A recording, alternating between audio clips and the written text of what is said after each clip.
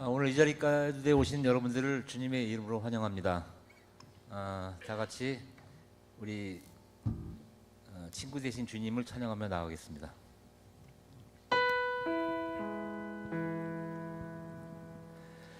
죄짐 맡은 우리 구주 어찌 좋은 친구인지 걱정 근심 무거운지 우리 주께 맡기세.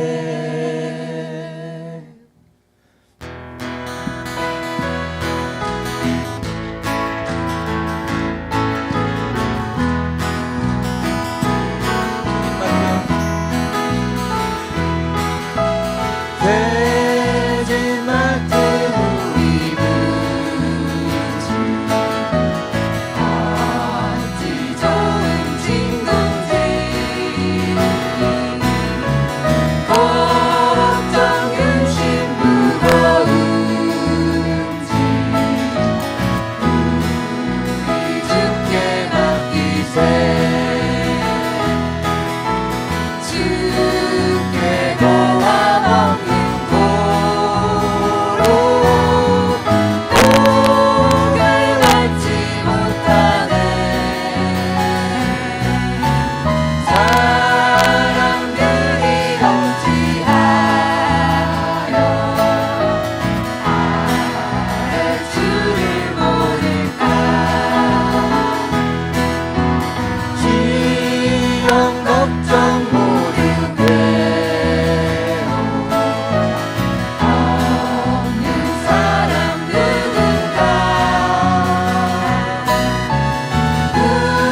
부질없이 낙심 말고 기도드려 아뢰세. 이런 진실하신 지구 찾아볼 수 있을까. 우리 약함 아시나니 어찌하니 아뢰까. 근심 걱정 무거운지 짐자 누군가. 비난처는 우리 예수 주께 기도드리세. 세상 친구 변시하고 너를 조롱하여도 예수 품에 안기어서 작은 위로받게. 예수 품에 안기어서 예수 품에 안기어서 작은 위로받겠네. 위대하고 강하신 주님 우리 주 하나님. 위대하고 강하신 주님 우리 주 하나님. 깃발을 높이 들고 흔들며 함께 찬양해. 위대하고 강하신 주님 우리 주 하나님. 위대하고 강하신 주님 우리 주 하나님.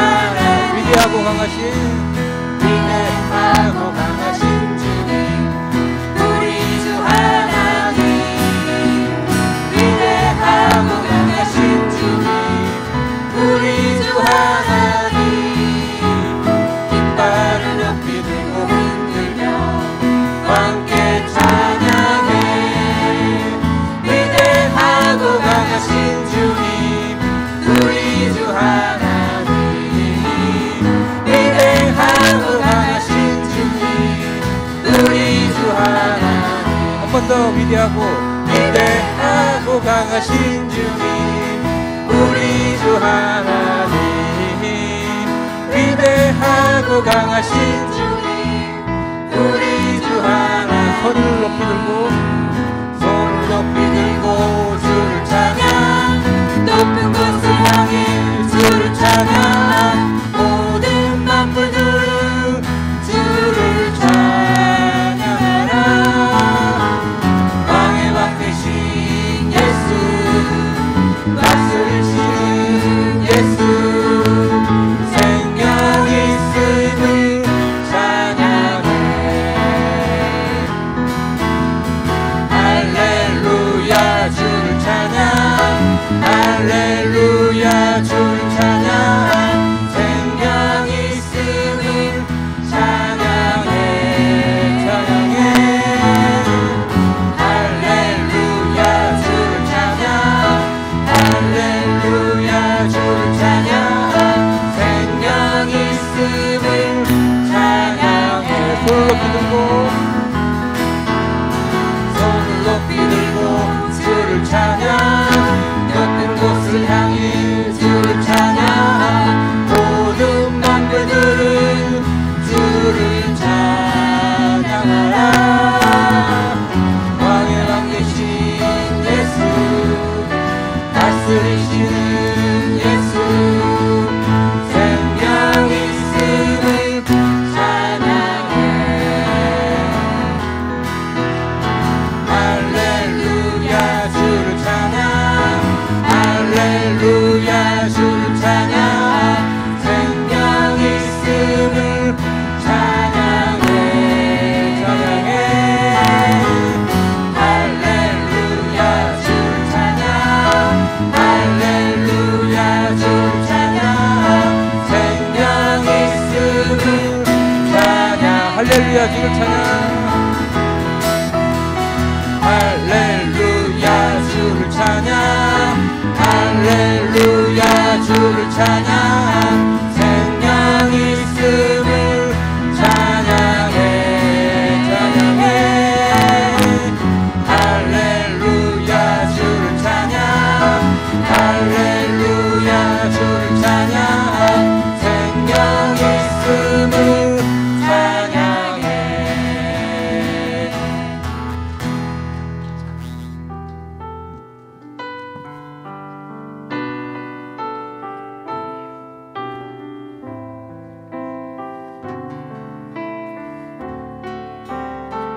우물가의 여인처럼, 우물가의 여인처럼 난 구했네.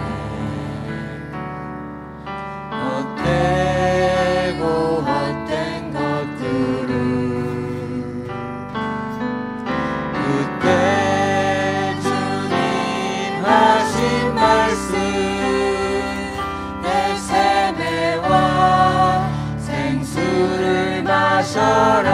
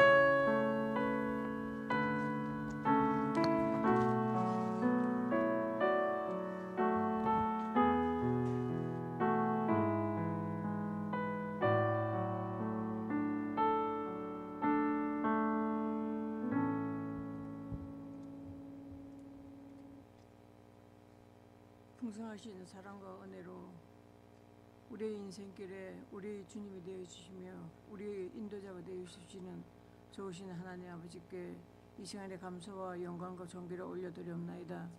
특별히 오늘 이 시간 주님이 사랑하시는 이 교회에 부흥성회를 허락해 주시며 원근 각지에서 받기를 모아 참으로 귀한 하나님의 말씀으로 은혜와 축복을 받을 수 있는 귀한 시간을 허락해 주셔서 부흥회로 저희들 발길을 모아주시니 또한 감사를 드립니다. 또한 무엇보다도 우리가 참으로 주님 앞에 온전히 서기를 원하였지만은 구원받은 자로서 사명을 감당하지 못하고 참으로 우리가 세상 가운데 살면서 세상을 짝할 수밖에 없었던 순간순간의 나약함과 병약함과 부족함과 죄됨을 가지고 그래도 우리를 기억하시고 용서해 주실 주님의 능력과 약속을 믿사옵고 이 자리에 머리를 숙였사오니 다시 한번 저희들에게 긍휼과 자비를 베풀어 주셔서 우리의 심령을 정하게 씻어주시고 오늘 참으로 이곳에 떨어질 그 말씀이 우리 심령 깊은 곳에 아름답게 박혀지는 놀라운 시간이 될 수 있도록 우리의 심령을 주님께서 정하게 용서하시고 씻어주시기를 간절히 바라고 원합니다.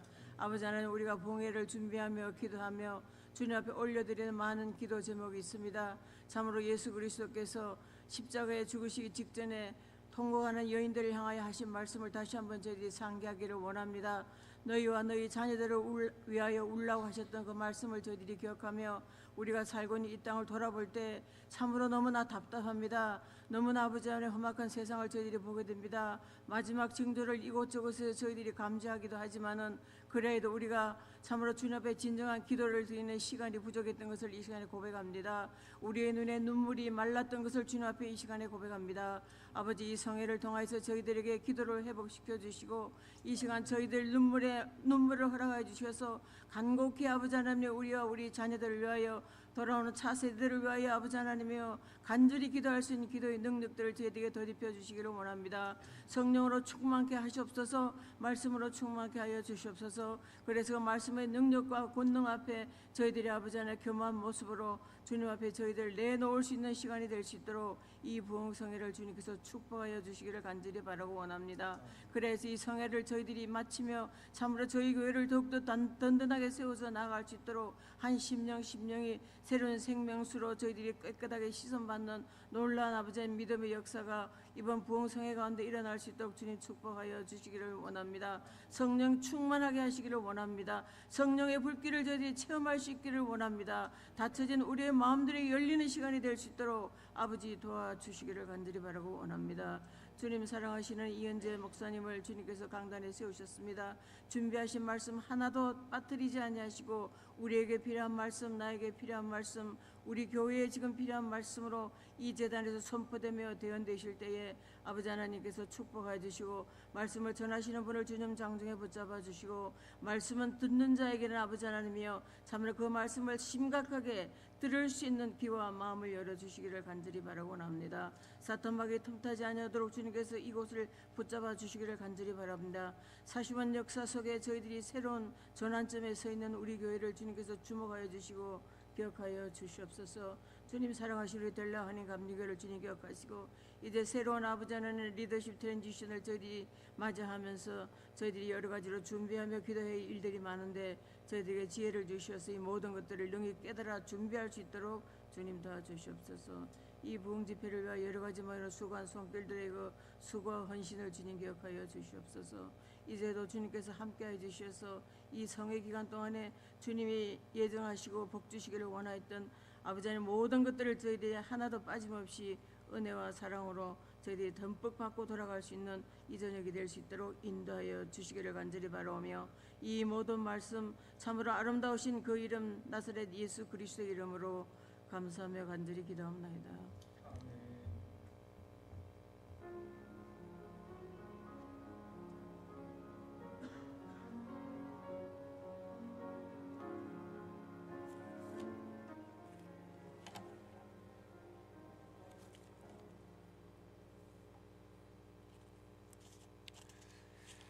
이 시간 하나님의 말씀 출애굽기 3장 6절부터 15절에 있는 말씀입니다. 출애굽기 3장 6절부터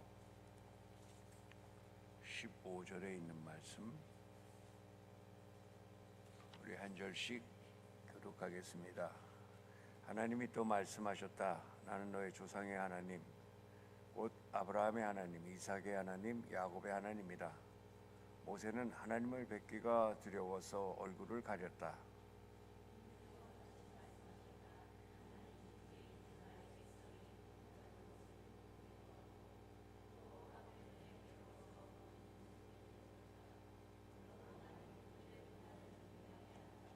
이제 내가 내려가서 이집트 사람의 손아귀에서 그를 구하여 이 땅으로부터 저 아름다운 넓은 땅, 젖과 꿀이 흐르는 땅, 곧 가나안 사람과 헷 사람과 아모리 사람과 브리스 사람과 히 사람과 여부수 사람이 사는 곳으로 데려가려고 한다.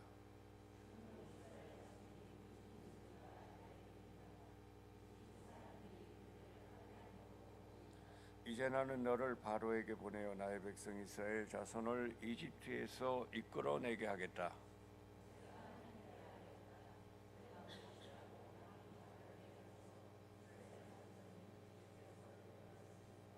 하나님이 대답하셨다. 내가 너와 함께 있겠다. 내가 이 백성을 이집트에서 이끌어낸 다음에 너희가 이 산 위에서 하나님을 예배하게 될 때에 그것이 바로 내가 너를 보냈다는 징표가 될 것이다.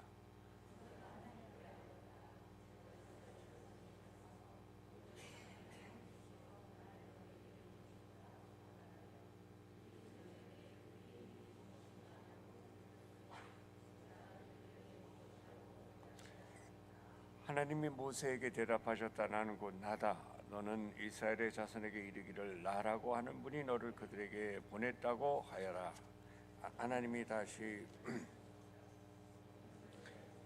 이르기를 여호와 너의 조상의 하나님 곧 아브라함의 하나님 이삭의 하나님 야곱의 하나님이 나를 너에게 보내셨다 하여라. 이것이 영원한 나의 이름이며 이것이 바로 너희가 대대로 기억할 나의 이름이다. 아멘. 예, 이 저녁에 글로리아 여성합창단 특별 찬양이 있겠습니다.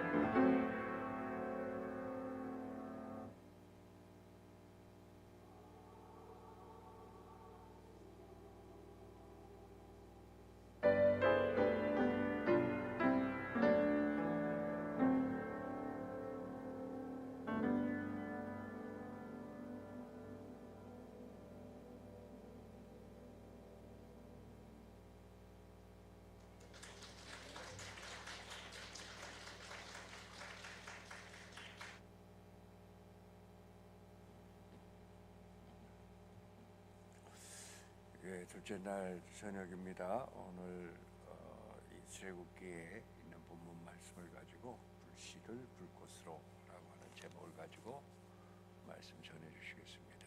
큰 은혜 시간 되시길 바랍니다.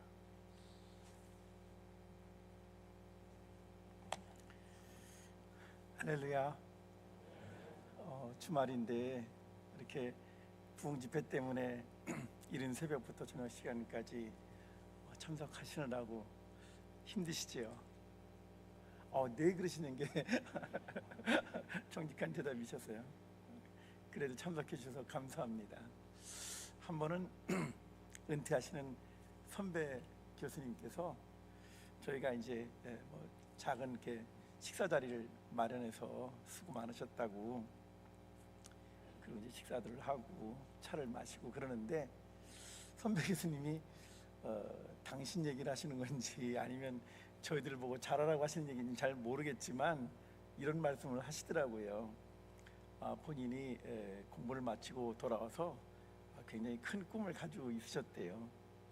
시간 강사 몇 년 하다가 교수가 되었을 때만 하더라도 내가 열심히 해서 정말 내가 후학들을 잘 양성을 하고 신학의 어떤 수준을 진일보시켜야지, 이렇게 커다란 비전을 가지고 있었는데 막상 은퇴할 때 조용히 집에서 생각을 해보니까 그냥 꿈만 꾸다가 끝난 것 같아. 그러면서 하시는 말씀이 니들은 잘해라 그렇게 말씀을 하시더라고요. 그 말이 참 몇 해 전에 있었던 일인데요. 사실 이제 어떻게 보면 우리가 인생을 살아갈 때 누구나가 다 커다란 꿈을 가지고 있잖아요.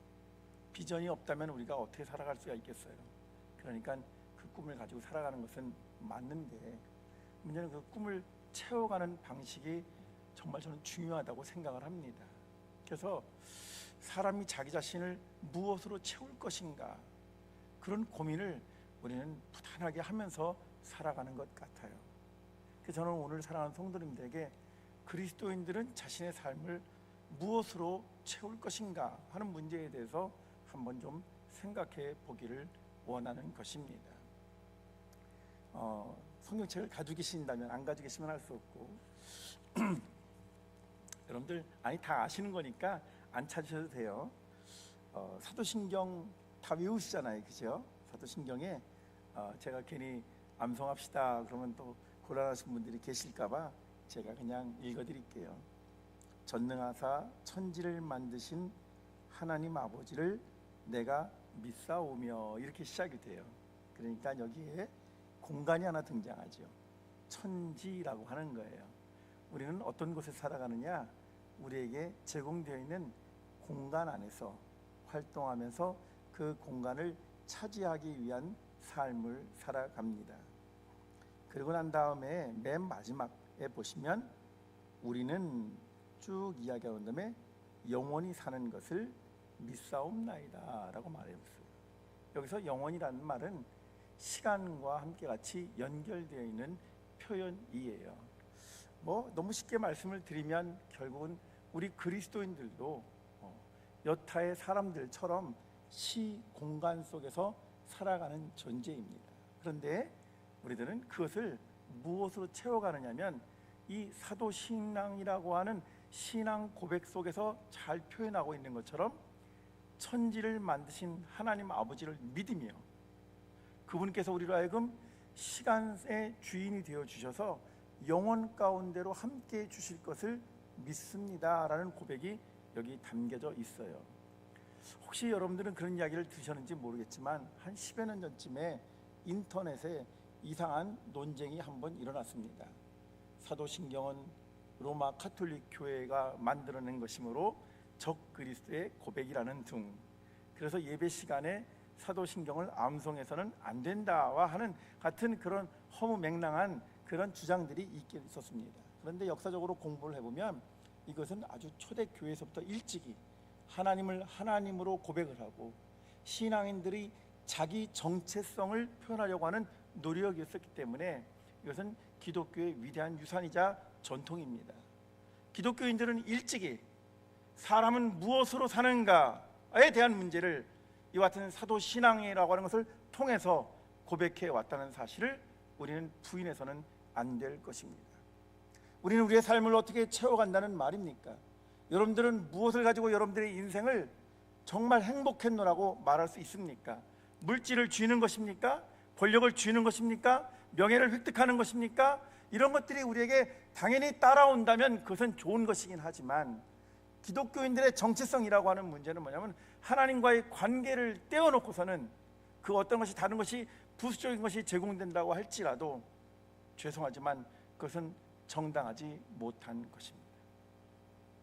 만약 우리가 진정으로 예수 그리스도의 뒤를 따르기를 원하신다면 예수님의 삶의 출발점과 예수님의 마지막 종착점 지점에서 그분이 우리에게 간곡하게 이야기하고 있는 것이 무엇인가에 귀 기울일 필요가 있습니다.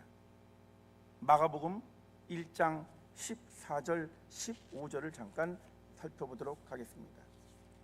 우리 주님께서는 공생애를 시작하시면서 이렇게 성경에 기록이 되어 있습니다. 마가복음 1장 14절 15절, 요한이 잡힌 후 예수께서 갈릴리에 오셔서 하나님의 복음을 전파하여 이르시되 때가 찼다, 하나님의 나라가 가까이 왔다, 회개하라, 복음을 믿어라 하시니라. 여기에 보시면 때가 찼다고 하는 것은 시간을 표현하는 의미이고요, 하나님의 나라가 가까이 왔다라고 하는 것은 어떤 그리스도인들이 살아가야 하는 삶의 공간을 의미하는 것입니다. 이러한 시 공간 속에 살아가는데 여타의 세상 사람들도 그 시 공간적인 존재이지만, 그런데 기독교인들의 삶의 방식은 무엇을 이야기하고 있느냐? 회개하라가 이야기되고 있고, 그 다음에 복음을 믿어라가 여기에 따라 나오고 있다는 것입니다.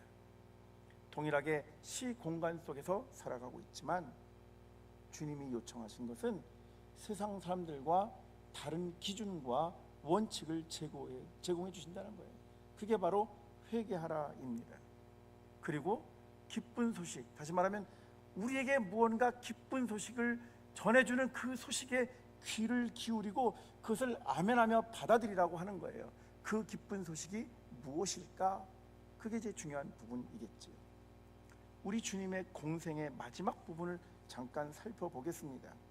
주님께서는 당신의 사역을 마무리 짓기 위해서 드디어 최후의 한 일주일간의 그 시간을 예루살렘 성에 입성하시는 대목으로 기록이 되어 있는데, 누가복음 19장 41절에 우리 주님께서 예루살렘 성에 가까이 오사 성을 보시고 우시며 이르시되 너도 오늘 평화에 관한 일을 알았더라면 좋을 뻔하였거니와 지금 내 눈에는 숨겨졌도다. 날이 이를지라 내 원수들이 토문을 열고 너를 둘러 사면으로 가두고 또 너와 및 그 가운데 있는 내 자식들을 땅에 메어치며 돌 하나도 돌 위에 남기지 아니하리니 이는 내가 보살핌 밟는 날을 알지 못함을 인함이니라 하십니다.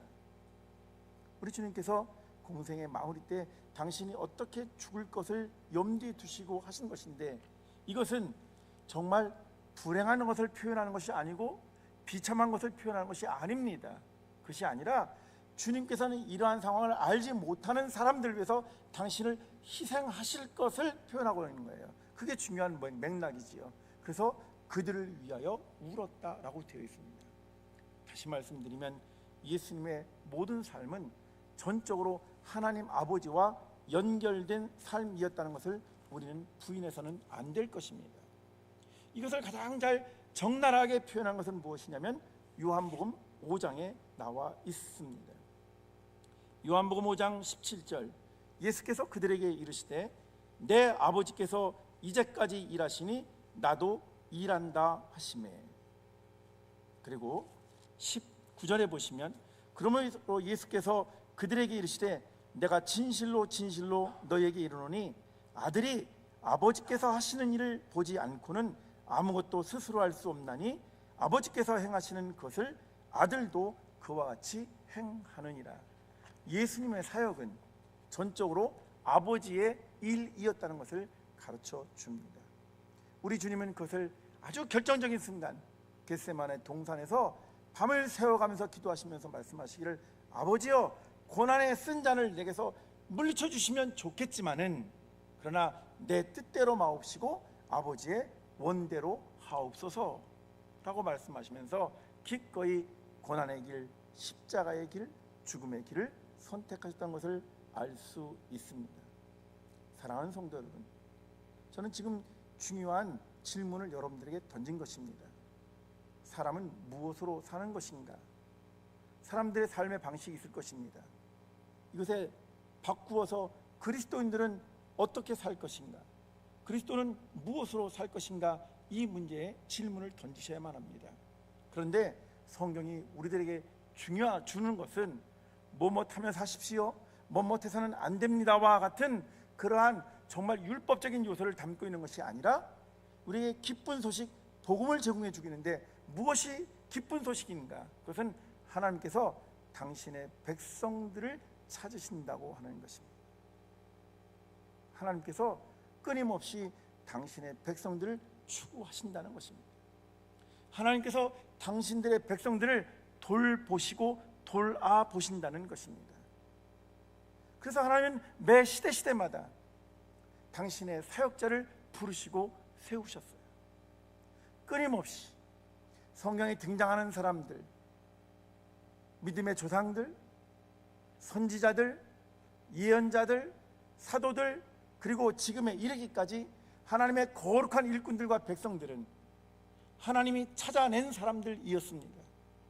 그들은 인간적으로 뛰어나거나 대단하거나 그들 스스로가 세상 사람들의 평가할 적에 상당한 능력을 갖춘 사람들이었기 때문에 그럴 만한 사람들이야 라고 생각하시면 절대로 안 됩니다. 그것이 아니라 하나님께서 그들을 부르셔서 그들에게 비전을 허락해 주시고 그들에게 용기를 허락해 주시고 그들이 그 길을 힘써 갈 수 있도록 하나님이 그들과 함께 같이 동행해 주셨기 때문에 모든 인간의 역사는 우리는 고백하기를 하나님께서 당신의 사람들을 세워가면서 그렇게 만들어낸 역사라는 것을 우리는 성경을 통해서 읽어낼 수 있어야 된다는 것입니다. 하나님의 부르심을 받는다는 것, 이것을 좀 전문적인 용어로 말하자면 소명의식이라 이렇게 말합니다. 성경에 보면 하나님의 부르심에 응답했던 위대한 일꾼들이 많이 있습니다만 오늘 우리가 읽은 본문 출애굽기 3장의 내용은 하나님께서 이스라엘의 위대한 지도자인 모세를 부르시는 대목이 잘 나와 있으니까 그것을 하나의 모범으로 삼아서 이 본문을 좀 살펴보기를 원하는 것입니다. 모세는 그가 나이 40쯤 되었을 적에 자기 백성을 돌아볼 마음을 가진 사람이었습니다.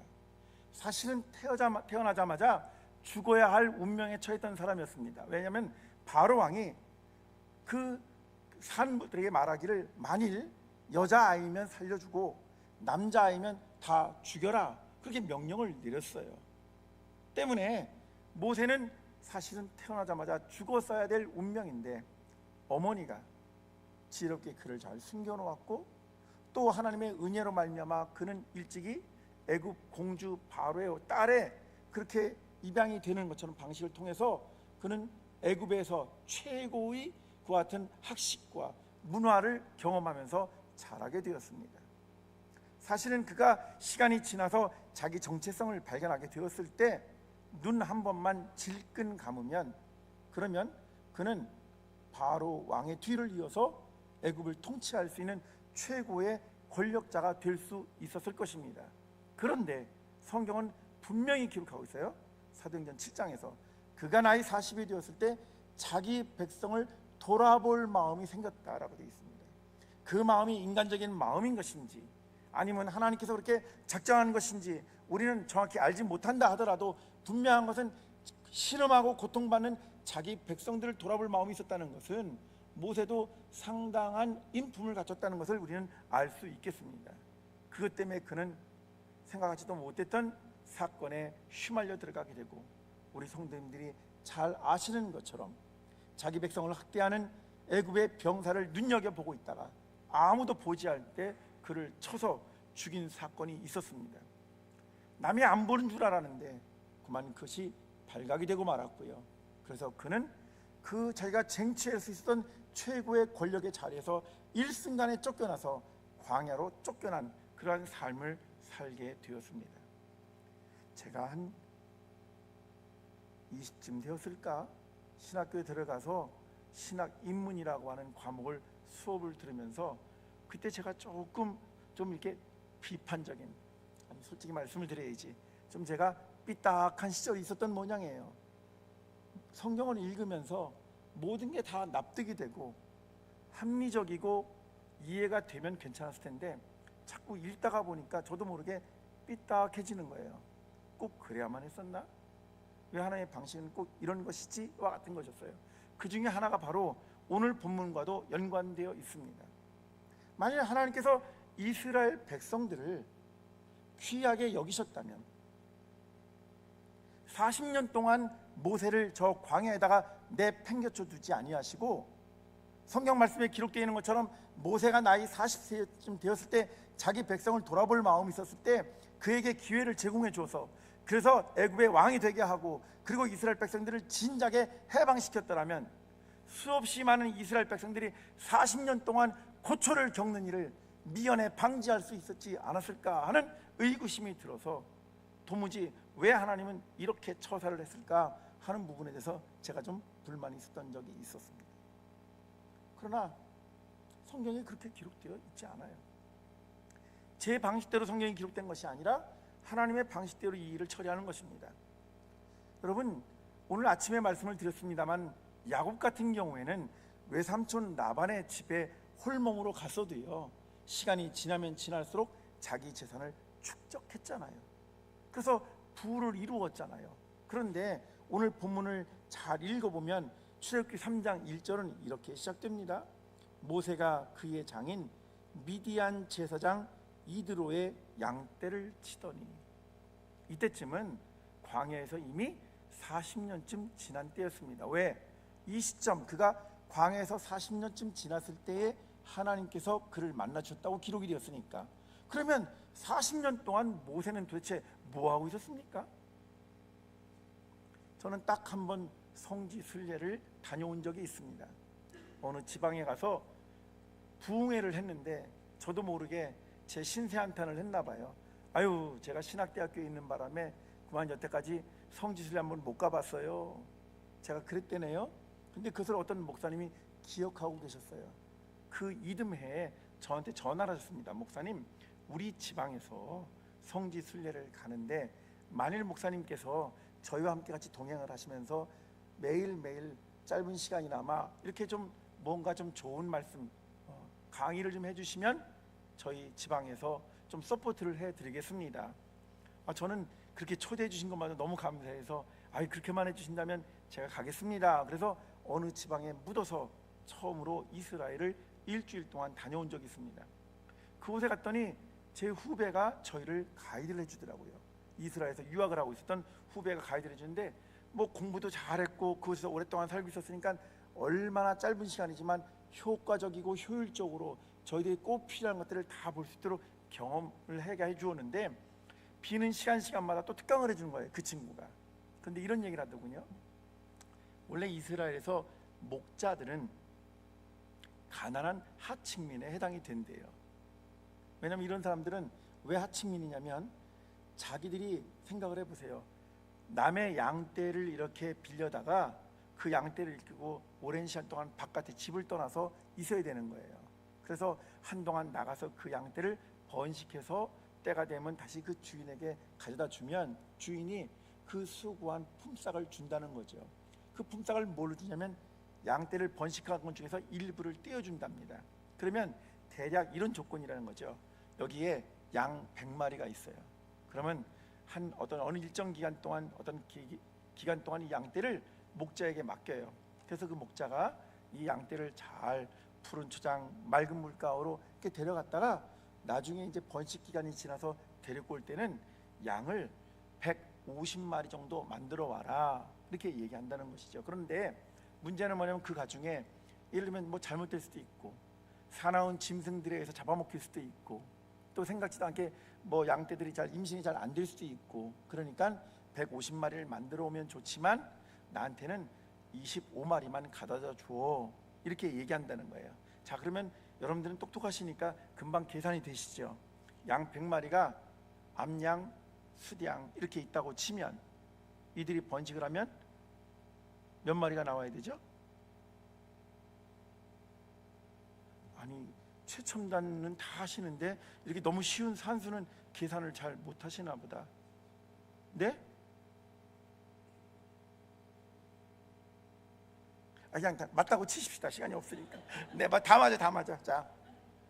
자, 그러면 그 중에서 말씀드린 것처럼 혹시 사나운 짐승들에서 양떼를 좀 잡아먹힐 수도 있고, 또는 목자가 영양 보충을 위해서 몇 마리 잡아먹을 수도 있고, 하지만 그 주인이 무리한 요구를 하지 않았으니까 한 25마리만 더 증식시켜줘. 그러면 나머지 남는 건 뭐가 될까요? 자기께 되지요. 그래서 목자 생활 몇 년이면, 우리말에 이런 말 있죠. 소단께 모면 풍어를 읊는다처럼 목자 생활 몇 년 해서 부자 안 될 수가 없다는 거예요. 가난한 사람들조차도. 그런데 그걸 가만히 생각해 보니까는 야곱은 그게 맞는 말이에요. 해당이 되는 말이더라고요. 근데 모세는 뭐 한 거예요? 모세는 40년 동안 있었는데 여태까지 그의 장인 미디안 제사장 이드로의 양떼를 쳤다, 그렇게 되어 있어요. 자기 양떼를 친 게 아니에요. 그러고 나서 가만히 생각해 보니까 모세의 마음이 갑자기 느껴지더라고요. 최고의 정점에 올랐던 사람이 한순간에 나락으로 떨어졌을 때 원망, 서운함, 세상에 대한 배반, 분노, 이런 것들이 있었겠죠, 그죠?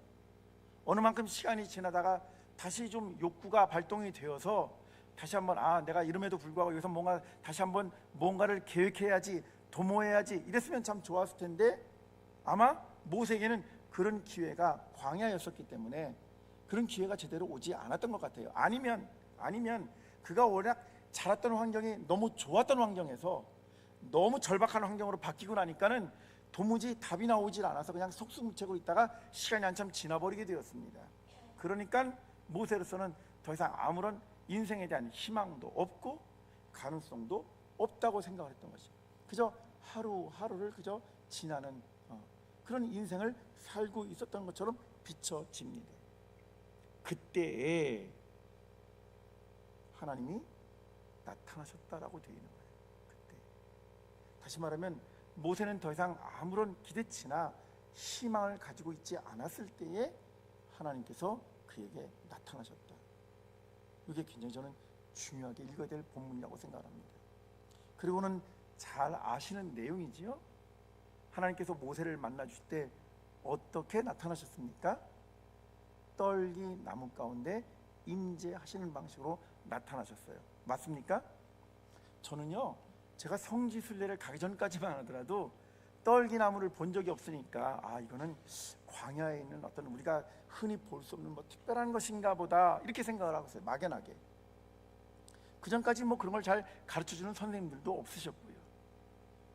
오늘 새벽 예배 마치고 롱우드 가든이라는 곳을 가서 얼마나 아름다운지 좋은 구경하고 돌아왔습니다. 여러분 때문에. 그런데 사실은 성지순례를 딱 가서 버스를 타고선 이동을 하는데 갑자기 가이드를 해주시던 그 후배 목사님께서 잠깐 피곤하시더라도 창밖에 보세요. 그리고 보니까 그 광야에 널브러져 있는 그 덤불 같은 것이 있었는데 저게 뭔지 아세요? 그러니까 저만 모르는 게 아니라 목사님들도 모르셨나 봐요. 그때 그분이 말하기를, 후배 목사님께서 저게 바로 성경에 나오는 떨기나무랍니다, 그렇게 말씀하시는데 저는 충격을 받았어요. 떨기나무가 좀 대단한 건 줄 알았거든요. 좀 특별할 줄 알았는데 그냥 우리 한국에서도요 흔히 볼 수 있는 그냥 덤불 같은 거, 가시나무 같은 거, 그런 거 같이 별 다를 바가 없더라고요. 나중에 여행을 마치고 돌아와서 사전을 검색해서 가만히 보니까 떨기나무라고 하는 것은 집 근처 좀 이렇게 수분이 많이 공급되는 곳에서는 한 2m까지 자란답니다. 그러지 않고 광야에 자라나는 것들은 그렇게 자라지도 못해 한 1m 정도, 1m 한 50 정도 자라는데, 여러분 광야의 기후가 어떤 곳입니까? 사람이 살만한 조건이 되지 못하잖아요. 낮에는 따가운 햇살이 내리치고 밤이 되면 갑자기 바람이 심하게 불고 추위가 오는, 그래서 기온이 아주 현격하게 차이가 날 뿐만 아니라 여러분 그곳에서는요 다 그러다 보니까는 나무가 잘 자랄 수 있을 만한, 또는 수분이 충족하지 못하니까 그렇게 덤불 형태로 자라다가 그냥 이렇게 자라다가 이렇게 뭉쳐서 자기를 보호해주고, 심지어는 너무 건조해지면요 이것이 그냥 뿌리채 뽑혀가지고서는 바람이 불면 그냥 나뒹굴어 돌아다니는 그와 같은 것에 불과한 것이 떨기나무인 것을 알게 됐어요. 그 전까지는 몰랐던 것이죠. 그런데 우리가 한번 생각을 해보십시다. 온 천지를 창조하시고요, 만물의 주제가 되시는 하나님께서 등장을 하시는데, 기왕이면 구름기둥, 불기둥으로 나타나신다든지, 아니면 뭔가 좀 근사하고 위험 있고 장엄한 그러한 방식으로 나타나시면 얼마나 좀 우리가 생각하기에도 좀 뭔가 자존심을 세워줄 것 같은데, 아니 떨기나무 가운데 임재했다는 거, 떨기나무를 보고 나니까 상당히 실망이 되더라고요. 그래서 저는 이 본문을 다시 읽게 된 계기가 된 거예요. 여호와의 사자가 떨기나무 가운데로부터 나오는 불꽃 안에 나타났다. 그래서 하나님의 사자, 하나님이 그곳에 임재했다는 것이지요. 여러분, 이 떨기나무는 금방 말씀드린 것처럼 광야에서는 쉽게 볼 수 있는 거예요. 흔해 빠진 거예요. 결코 특별하거나 아니면 아주 그 소수의 예외적인 것이 결코 아니라는 것을 첫 번째로 생각하십시오. 그런데 이 떨기나무를 자세히 보고 난 다음에 또 한 가지 여러분들이 놀라실 게 있습니다. 자, 이게 덤불 같은 거니까 만약 이게 아름드리 나무라면, 그러면 그 따가운 햇살 속에서 광야를 지나가던 여행객들, 순례객들이 더위를 피하기 위해서 그 정말 아름드리 나무 밑에 가서 좀 그늘에서 좀 쉬면 얼마나 좋겠어요. 그죠? 그런데 그런 쉼터를 제공해 주지 않습니다. 만일 아름드리 나무라면 광야에서 남의 양떼를 치면서 몇 달씩 집을 떠나가 있어야 되는 외롭고 배고프고 추운 이 목자들에게 아주 그 밤에 혹독한 추위로부터 또는 사나운 짐승들로부터 지켜줄 수 있는 장작과 같은 역할을 해서 밤새 불을 피워놓고 무서운 짐승들을 못 오게 하기도 하고 추위를 좀 막아줄 수 있었을 텐데, 덤불은 아름다운 아름드리 나무가 아니라는 사실이에요. 또 한 가지, 떨기나무는 꽃이 피지 않습니다. 단조로운 광야의 일상을 걸어가면서 좀 가다가 지치거나 좀 그러면 잠깐 멈춰서서 갤럭시 24를 탁 들든지 아이폰 15를 딱 켜가지고서 말이죠, 접사 촬영을 하는 기쁨이라도 있으면 좋을 텐데, 오늘 목사님 사진 굉장히 많이 찍으시더라고요. 나중에 보내주세요. 우리 목사님이 그런데 또 취미가 있으신 것 같아요. 그래서 제가 참 건강하신 것 같아요. 혼자 막 돌아다니면서 막 예쁜 걸 막 찍으시더라고요. 여러분들은 별로 감동을 안 하시는구나. 삶이 아름답지 않으시죠?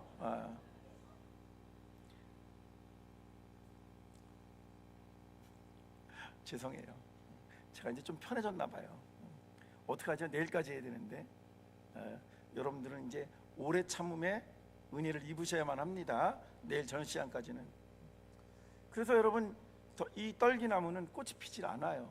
그러니까 무언가 좀 우리에게 볼거리를 제공해 준다든지, 뭔가 우리가 좀 이렇게 생각해 볼 수 있는 그런 것, 아름다움, 미 이런 것을 제공해 주지 않습니다. 떨기나무에는 열매가 맺히지도 않아요. 말씀드렸던 것처럼 순례객이 허기진 배를 움켜쥐고 있다가 열매라도 보고 좀 먹으면 그 허기진 배를 채울 수도 있을 텐데, 목마른 여행객이 그 열매를 통해서 수분을 좀 섭취하면 얼마나 좋을까 싶습니다만, 떨기나무에는 열매가 맺히지도 않습니다. 그렇다고 해서 야곱이 두 아내 때문에 갈등을 벌어지는 상황 가운데서 여러분 혹시 성경 읽다가 합환체라는 그런 표현을 들어보신 적 있으시죠? 그거는 그 뿌리인데요, 거기에 약간 어떤 성적인 흥분과 자극을 제공해주는 그런 어떤 요소가 있대네요. 차라리 만약에 떨기나무의 뿌리에 무슨 약초라도 있다든지 사람에게 원기를 회복시켜 줄 수 있는 뭐라도 있으면 참 좋겠는데, 떨기나무의 뿌리에는 그런 것도 없습니다. 그러니 바람이 세차게 불면 그냥 뿌리째 뽑혀서 그냥 막 여기저기 나뒹굴어 다니는 덤불에 불과한 거예요. 아니 도대체 어쩌자고 천지를 창조하신 전지전능하신 하나님께서 그 보잘것없고 하찮고 그냥 흔해 빠진 떨기나무에 임재했을까? 자, 여러분들의 질문 하나 던져보겠습니다. 만약 여러분들이라면 이 떨기나무를 어떤 용도로 쓰시겠습니까? 맞아요. 불쏘시개밖에 되지 않습니다. 어렸을 적에 아궁이에다가 불을 지피기 위해서 어떻게 합니까? 휴지에다가 이렇게 신문지 쪼가리 같은 데다 불을 붙이고 잔풀 이런 잣나무까지 갖다가 집어넣어서 막 이렇게 돌려서 바람을 넣어서 그것이 붙고 나면 그 다음번에 불이 제대로 붙었을 때 나무를 집어넣고 장닭더미를 집어넣어서 그래서 밥을 지었던 그것을 본 광경이 있습니다만, 그래봤자 불쏘시개예요. 불쏘시개는 뭐냐? 잠깐 불이 붙었다가 금방 휙 꺼지는 역할을 할 수밖에 없습니다. 그러니 모세가 이 미디안 광야에서 40년 동안 지나면서 이런 광경을 한두 번 봤겠습니까? 오늘 성경을 우리가 주의 깊게 한번 읽어 보시겠습니다. 여호와의 사자가 떨기나무 가운데로부터 나오는 불꽃 안에서 그에게 나타나시니라. 그가 보니 떨기나무에 불이 붙었으나 그 떨기나무가 사라지지 아니하는지라. 이에 모세가 이르되 내가 돌이켜 가서 이 큰 광경을 보리라. 떨기나무가 어찌하여 타지 아니하는고 하니 라고 되어 있습니다. 이 말은 무슨 얘기냐면, 장인 이드로의 양떼를 끌고 이렇게 어딘가를 이쪽을 배회하고 있었는데 그날 아마 날씨가 덥고 무척 건조했던 모양이에요. 그러니까 그냥 이렇게 무척 건조했을 때 자연적으로 이 떨기나무에 마른 잎사귀에 불이 붙어가지고 타는 거예요. 그런 광경을 보고 보통 지나가다 보면, 얼마 지나다 되돌아보면 다 꺼져버리고 없거든요. 그런데 그날따라 이렇게 떨기나무에 불이 붙었어요. 그래서 모세는 생각하기를, 아이고 오늘 굉장히 아주 건조하고 무더운 날이구나, 빨리 양떼를 이동시켜야지 하고 서둘러서 발걸음을 재촉해서 한참을 가다가 잠깐 멈춰서 쉬면서 뒤를 돌아봤는데, 전 같았으면 불이 붙었다가 꺼졌어야 되는데, 아니 분명히 지나올 때 봤던 그 떨기나무에 아직까지도 불이 활활 타오르고 있는 것이잖아요. 그래서 모세는 그런 광경을 한 번도 본 적이 없었거든요. 이상하다. 그래서 사실은 보고 지나쳐가는데 아직까지도 불이 꺼지지 않으니까 모세는 이게 어찌된 일인가 싶어서 되돌아오는 중이었다라고 기록이 되어 있습니다. 그러니까 모세는 떨기나무에 불이 붙는 것을 처음 본 것도 아니라는 사실입니다. 늘상 경험해 왔었던 일이라는 거예요. 그런데 그가 떨기나무에 가까이 가게 되었을 때 하나님의 사자를 통해서 그것이 하나님의 임재가 있었다는 것을 경험하게 되었잖아요. 여기에 중요한 것이 있습니다. 만일 우리 스스로가 우리의 의욕을 불태우려 하고 인간이 자기 계획을 가지고 인생을 갖다가 채워가기로 한다고 한다면, 어쩌면 우리 인생의 상당수는, 아니 어쩌면 대부분은, 죄송하지만 인생에도 유효기간이 있기 때문에 불이 붙었다가 어느 마침 시간이 지나면 그냥 소멸되고 마는 별 볼 일 없는 그런 존재에 불과할 것입니다. 우리가 그런 존재라는 거예요. 유효기간을 가진 존재, 한계를 가진 존재, 우리가 모든 것을 다 획득하고 싶지만 우리 마음대로 되지 않는 존재라는 것을 성경은 이미 가르쳐주고 난 후에, 하지만 그럼에도 불구하고 하나님께서 우리 가운데 임재해 주시면 꺼지지 않는 불꽃이 될 수 있다라는 말입니다. 아멘이십니까? 그것이 바로 오늘 이 본문이 우리에게 이야기하고 싶은 거예요. 저는 오늘 말씀의 서두에서 여러분들에게 이런 질문을 던졌습니다. 사람은 무엇으로 사는가? 사람은 어떻게 자기 인생을 채울 것인가? 라고 하는 것을 이 세상 사람들의 방식이 있겠지만, 성경이 우리에게 주시는 방식은 뭐냐면, 하나님께서 사람들을 찾아오시는 것이고 그 사람들과 함께 하시고 임재해 주시고 그와 함께 동행해 주심으로 말미암아 사람이 할 수 없는 한계를 뛰어넘을 수 있도록 해주는 거예요. 우리 안에서 하나님의 말씀이, 씨앗이 우리 안에서 불꽃이 되어서 하나님 나라의 역사를 이루어가도록 우리를 불러주신다입니다. 아멘이십니까? 그렇기 때문에 그것은 사람마다 다 다를 수 있어요. 어떤 사람은 어린 시절에 부름을 받을 수도 있고요, 어떤 사람은 청년의 때에 부름을 받을 수도 있고요, 어떤 사람은 나는 더 이상 쓸모가 없어, 나는 인생에 지금 내리막길을 가는 중이야 라고 생각하는 그 시점에도 하나님께서 임재해 주시기만 하면 꺼지지 않는 불꽃이 될 줄로 믿습니다. 저는 한국교회에 위기감이 직면하기 시작을 하니까 많은 목회자들이 이렇게 말하는 거예요. 우리가 앞으로 목회 연한이 얼마쯤 남았을까? 한국교회의 수명은 얼마쯤 남았을까? 별의별 진단들을 다 하고 있는 거예요. 여러분 그러잖아요. 환경을 논하고 기후를 논하는 사람들은 뭐라고 하면, 지금 현재 지구의 시계가 12시 5분 전이라고 말하는 이야기를 여러분들은 들어보신 적 있으실 거예요. 맞아요. 인간적으로는 그렇게 예측할 수 있습니다. 그리고 그러한 경고에 대해서 우리가 결코 소홀해서는 안 되는 것입니다. 하지만 우리 신앙인의 시선은 또 하나의 것을 보아야 되지요. 그것은 무엇입니까? 우리의 기준과 우리의 어떤 그런 객관적인 데이터만 의존할 것이 아니라 우리를 향하신, 그리고 우리를 창조하신 영원한 생명의 주인이신 하나님은 우리를 향하신 어떠한 계획을 가지고 계신가에 대해서도 눈을 뜰 수 있기를 간절히 소원합니다. 그랬던 사람들은 역사의 수레바퀴를 바꿔 놓았다는 거예요. 우리는 잠시 이야기를 좀 딴 곳으로 옮겨가기를 원합니다. 공부를 마치고 제가 97년부터 학교에서 시간 강의를 시작을 했는데, 제가 섬기고 있던 교회에 중국의 선교사님을 한 분 파송했습니다. 그 선교사님께서 공부를 하고 온 한 소속 목사가 있으니 외국에서 공부했다고 그러니까 저한테 어떻게 연락을 하셔서, 내가 지금 중국에서 선교를 하는데 여러 가지로 부족함도 많고 어려움이 있어서 그러는데 이제 여기서 그 조선족 목사님들, 한족 목사님들을 좀 몇 분 모아놨는데 내가 한계가 있어요. 그런데 외국에서 공부하셨다고 제가 얘기를 들었는데 우리가 같은 교회에 소속되어 있으니 시간이 되시면 오셔서 저를 도와주시면 좋겠습니다. 그래서 제가 1998년 아마 1월 달이었던 걸로 제가 기억이 되는데, 하얼빈 근교의 목단강이라는 곳에 가서 어떤 한 목사님 사택에서 동북신학교, 심양에 있는 동북신학교 1기, 2기 학생들을 한 열 몇 분을 모아놓고 하루 종일 같이 공부를 했던 기억이 납니다. 그게 제가 처음으로 중국을 방문했던 거예요. 그것이 계기가 되어서 제가 그 이후에 꾸준히 시간이 될 때마다 1년에 한 차례씩 자비량 선교를 여름방학이면 나가서 조선족 목사님들도 교육하고 또 그분들을 통해서 알게 된 한족 목회자들도 제가 공부를 시키게 되었습니다.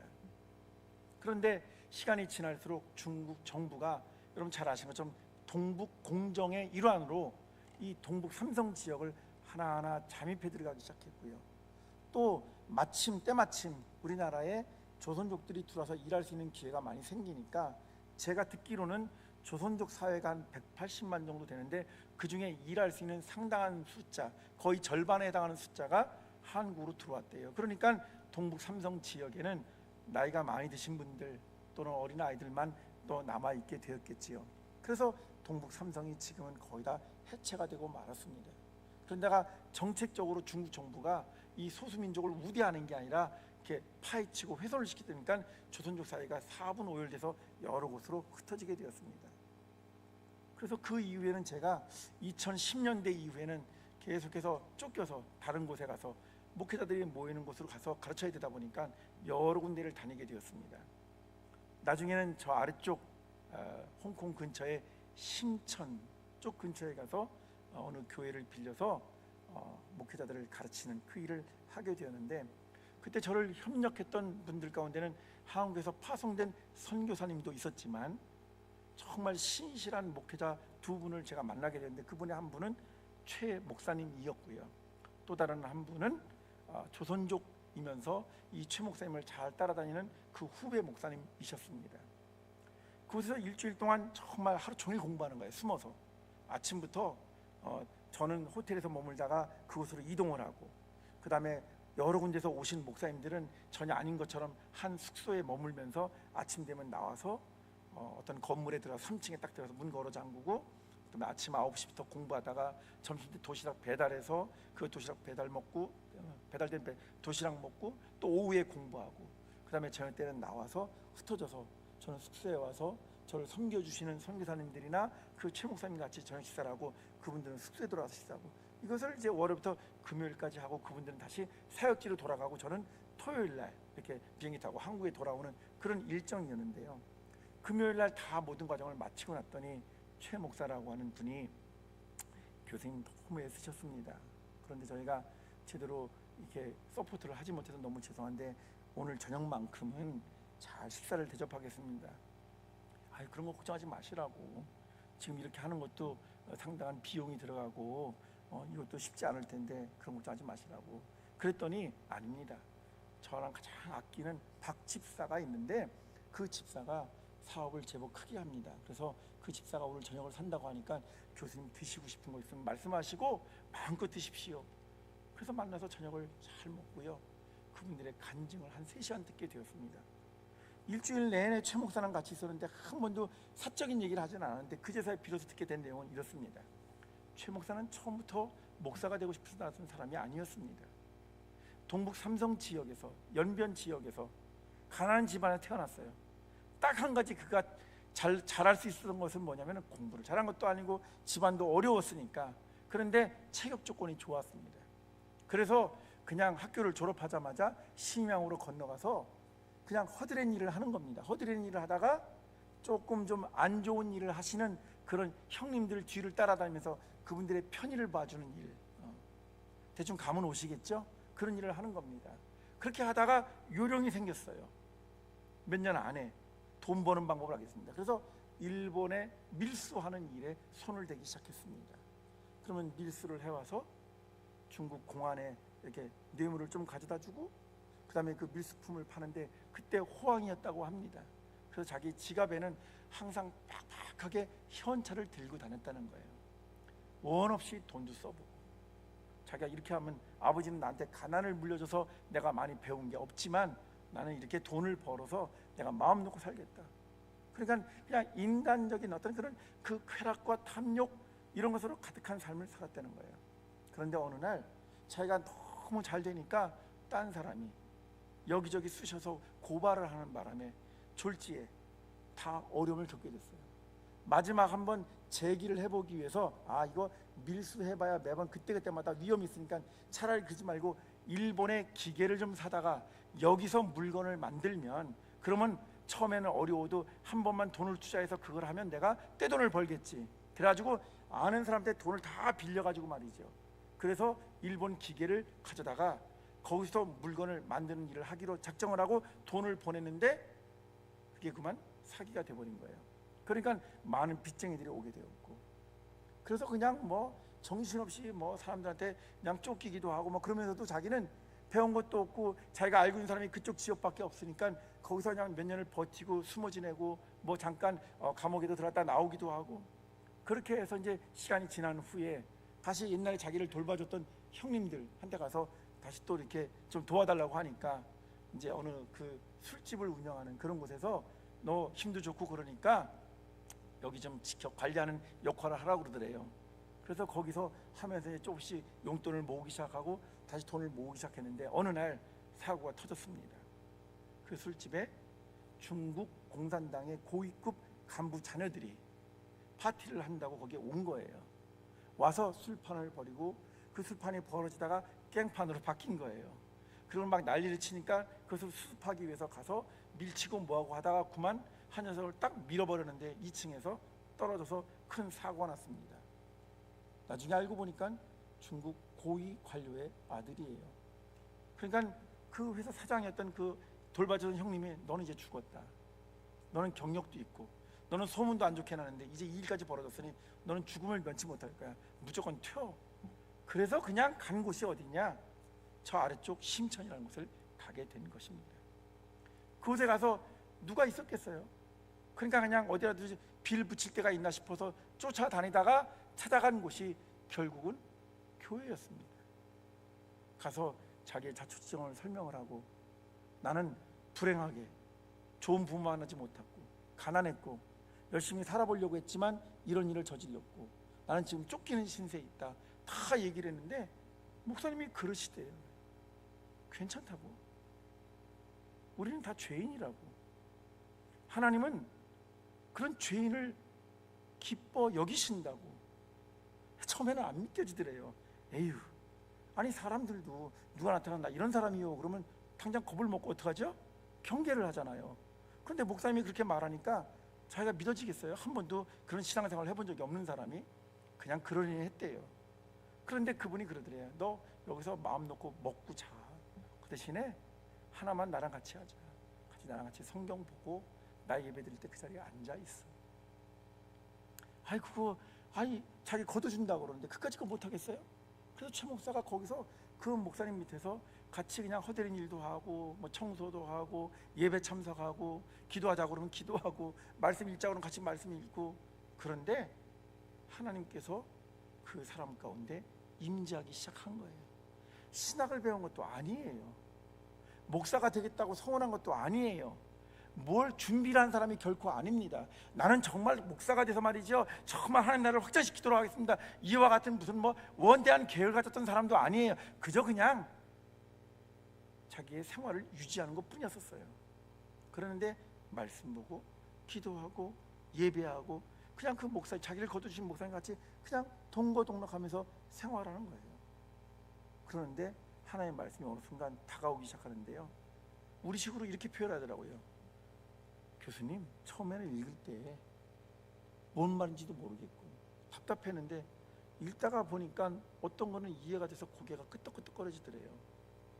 또 어떤 거는 목사님이 궁금해서 목사님한테 물어봤더니 설명해 주시는데 알듯 말듯 하는데 그냥 자기 혼자 이게 뭐야, 그러고서는 있는데 갑자기 여러분 그런 거 있죠, 평면이 입체화되는 경험 해보신 적 있으시죠? 없으세요?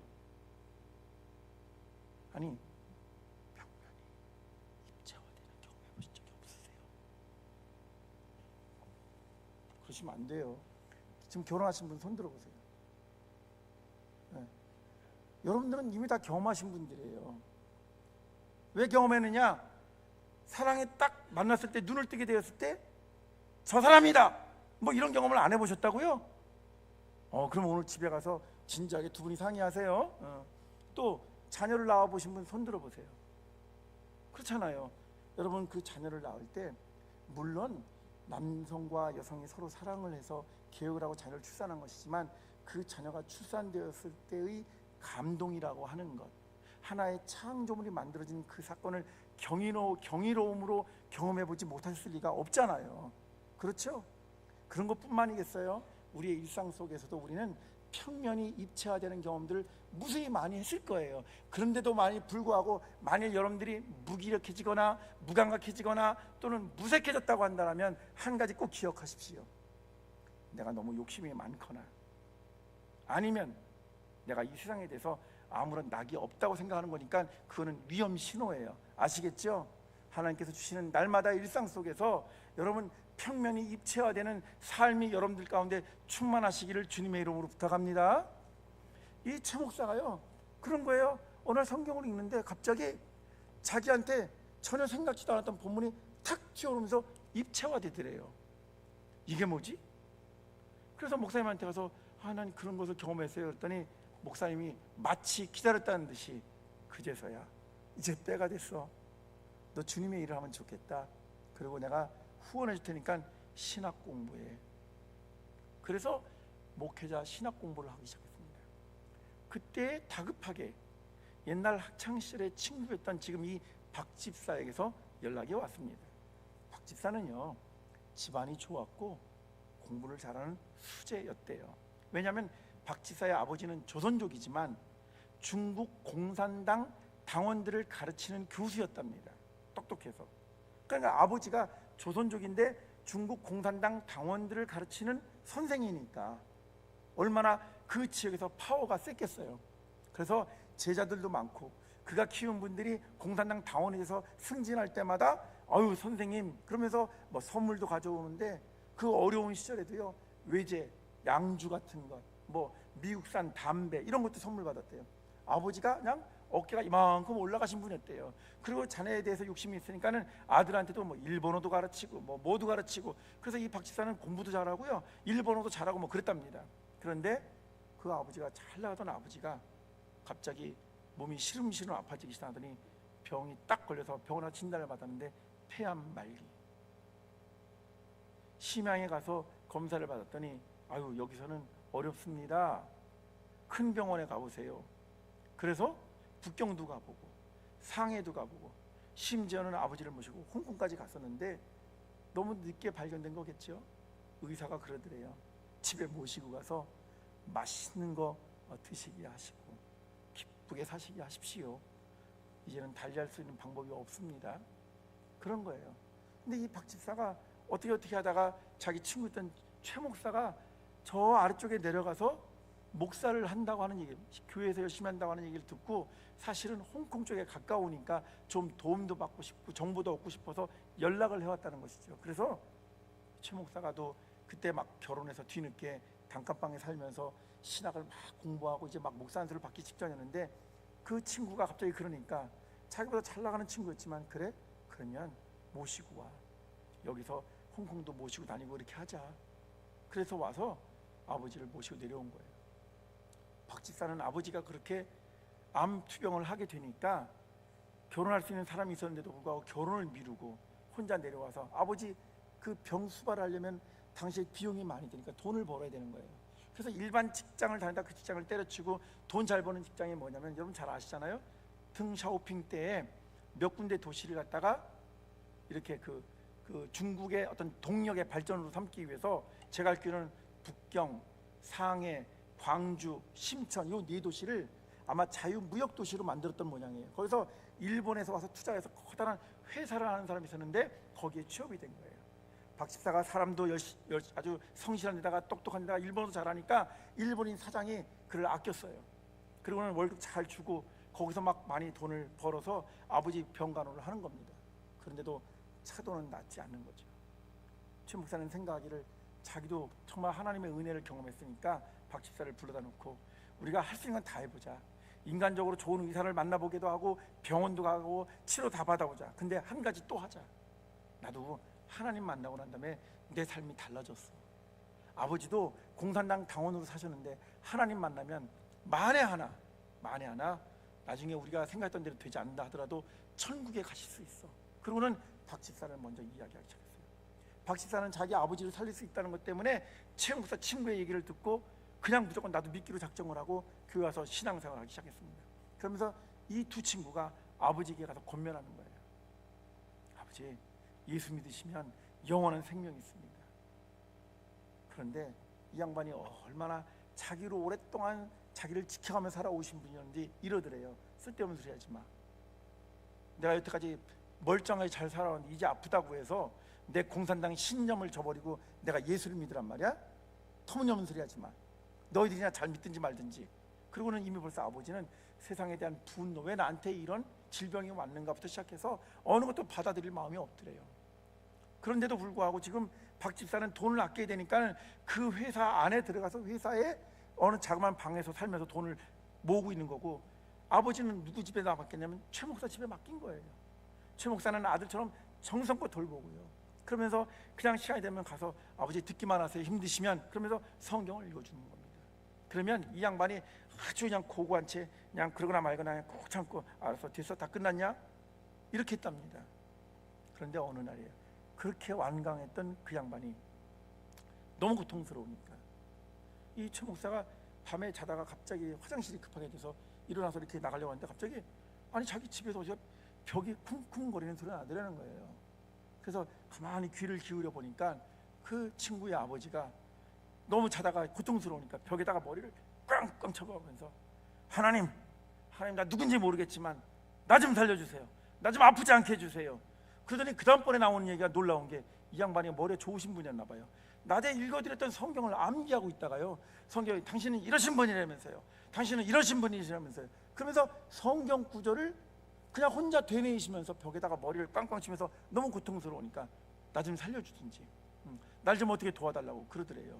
그래서 이 최 목사가 옳거니 아버지의 마음에 결코 그런 마음이 없는 게 아니구나, 저분도 하나님을 좀 만나서 구원받고 싶은 게 있구나, 그래서 생각이 돼서 아들과 함께 같이 종용을 해서 가서 했더니 아버지가 받아들이더래요. 그래서 함께 같이 성경을 통독을 하고요, 그 다음에 최소한의 어떤 가르침, 왜 기독교여야 되는가, 물론 평생을 공산당 신념을 가지고 살았던 사람, 다른 사람들이 공산주의를 만들어내는 교수의 역할을 했던 사람이니까 그것이 어떻게 바뀌었는지는 저는 알 수 없습니다. 그러나 그때 뿌려졌던 그 씨앗 때문에 나중에 그 아버지는 죽을 때 세례를 받고 돌아가셨어요. 그러니 박 집사는 자기 친구인 최 목사가 자기 아버지를 구원해준 절친인 겁니다. 이 일본인 사장이 사업체를 운영하다가 무슨 일이 생겨서 사실 일본으로 다 모든 것을 정리하고 돌아가려고 딱 그렇게 마음이 들었는데, 그동안 가만히 보니까 자기 회사에서 아주 열심히 일하는 이 박 집사가 괜찮은 사람이에요. 그래서 그를 불러다 놓고 내가 이만저만해서 나는 이 사업을 접을 거다. 그런데 내가 여기서 정리하고 다 가지만 내가 그동안 나를 위해서 수고한 게 있으니까 내가 너한테 좋은 사업 아이템을 하나 알려주마. 그리고 네가 그 사업을 한다면 내가 일본에서도 재정적으로 투자를 하겠다. 그래서 지금은 그 박 집사가 뭐를 하냐면 개인 사업을 운영하는데 기가 막히게 잘한다는 거예요. 그래서 그 박 집사를 통해서 최 목사는 마음 놓고 목회할 뿐만 아니라 이런 조선족들을, 한족들을, 목사님들을 섬길 뿐만 아니라 한국에도 선교 활동도 다니고 그런 상황 속에 제가 갔던 것이었습니다. 사랑하는 성도 여러분, 저는 지금 무슨 뭐 성공담을 이야기하려고 하는 게 목적이 있지 않습니다. 그게 아니라 그냥 어떻게 보면 지나칠 수 있었던 것이지만 하나님의 말씀에 씨앗이 있었으면요, 그 씨앗이 그냥 죽어버리는 것이 아니라 하나의 불꽃으로 살아나서 무엇인가 열매를 맺는다는 사실을 여러분한테 이야기하고 싶은 거예요. 저는 학교에서 교회의 역사를 가르치는 사람입니다. 그러니까 연도표도 많이 외우고요, 역사적 인물들에 대한 백그라운드도 많이 알고 있습니다. 우리 기독교에서 아주 위대한 인물을 치는 분 가운데 혹시 여러분들 들어보셨나요? 기도하는 자식은 망하지 않습니다. 의 주인공이 누구냐면 성 어거스틴이라는 분이 계십니다.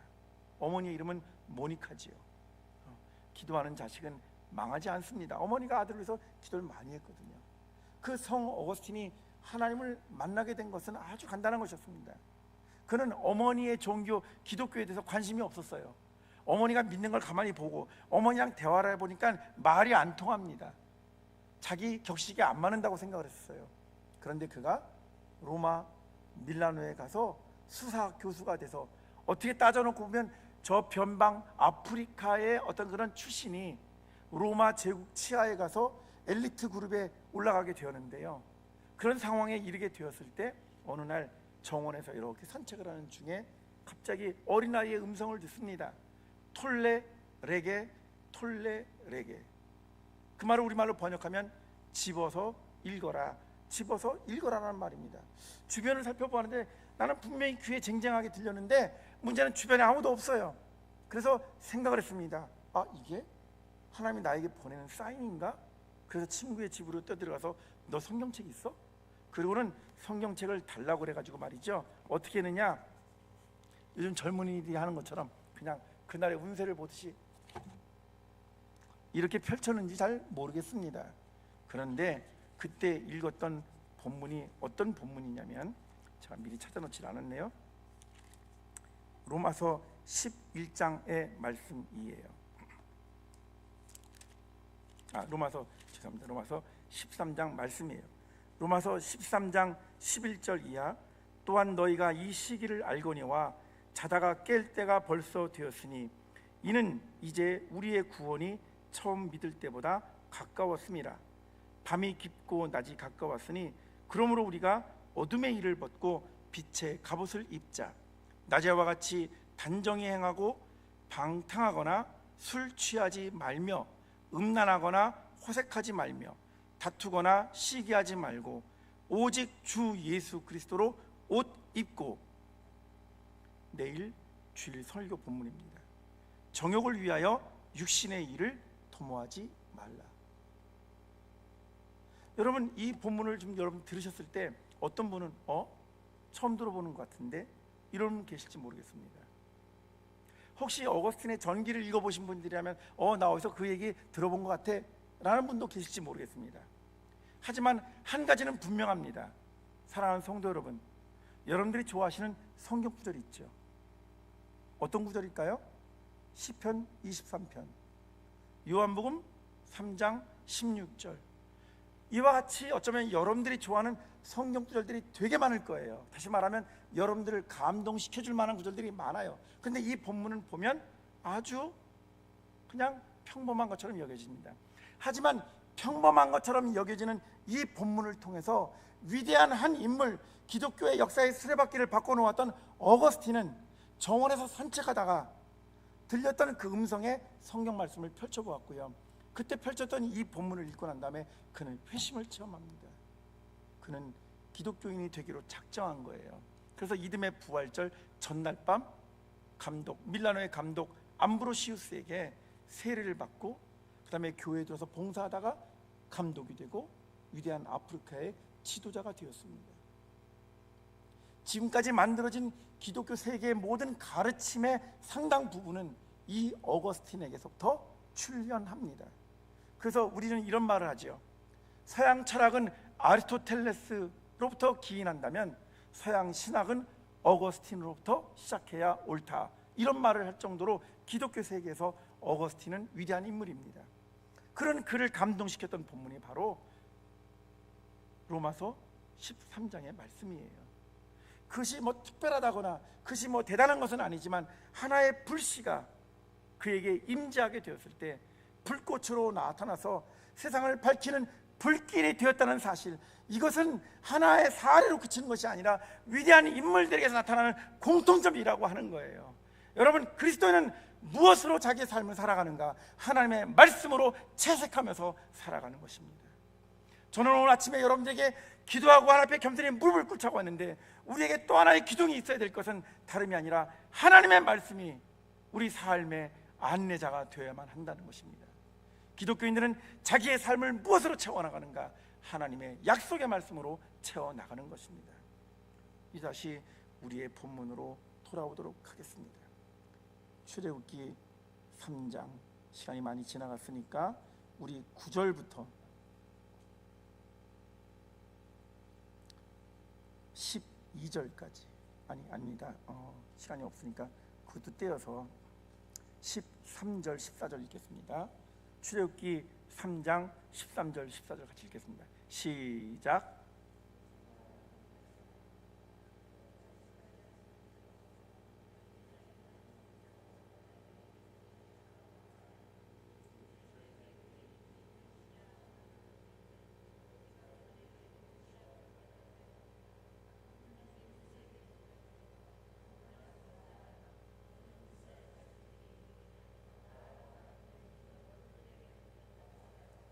아멘.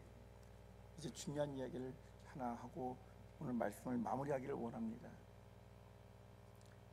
모세가 떨기나무 가운데서 만난 하나님 앞에서 깊은 감동에 사로잡히게 되었습니다. 그런데 그를 불러주신 존재에 대한 관심이 생겼어요. 당신은 누구십니까? 이죠.